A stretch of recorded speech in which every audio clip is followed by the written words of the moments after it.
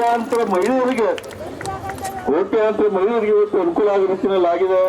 ಅದು ಒಂದೇ ಅಲ್ಲ, ಇವತ್ತು ಎಷ್ಟು ಮಾಡ್ತಾ ಇದ್ದಾರೆ ಅಂತ ಹೇಳಕ್ಕಾಗಲ್ಲ. ಇಂತಹ ಸಂದರ್ಭದಲ್ಲಿ ನಮ್ಮ ಮಹಿಳಾ ಸ್ವಸಹಾಯ ಸಂಘದವರು ಅವ್ರು ಏನ್ ಹೇಳ್ತಾರೆ ಕೇಳಿ ಅಂತಂದ್ರು.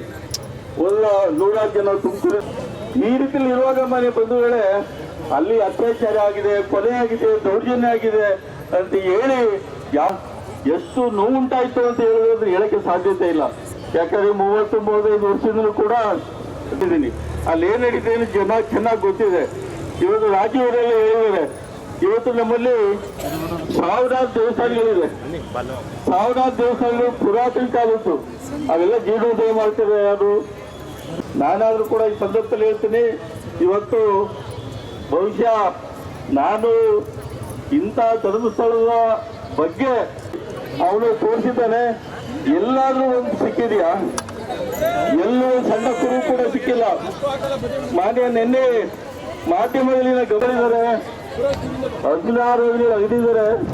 ಎಲ್ಲ ಒಂದ್ ಕಡೆ ಮೂಳೆಗಳು ಸಿಕ್ಕಿದೆ. ಅದು ಯಾವ ಮೂಳೆ ಅಂದ್ರೆ ಯಾವ್ದು ಪುರುಷನ ಮೂಳೆ. ಎಲ್ಲಾ ಮಾಹಿತಿಗಳನ್ನು ಕೂಡ ಹೋಲಿಸ್ಕೊಡಿ ಅಂತಕ್ಕಂಥ ಮಾತನ್ನು ಕೂಡ ಮನೆ ವೀರೇಂದ್ರ ಹೆಗ್ಗಡೆ ಅವರು ಹೇಳಿದ್ದಾರೆ. ಎಷ್ಟು ಆತ್ಮವಿಶ್ವಾಸದಿಂದ ಹೇಳಿದ್ದಾರೆ ಅಂತ ಹೇಳಿದ್ರೆ ಬಹುಶಃ ನಮ್ಮ ಒಂದು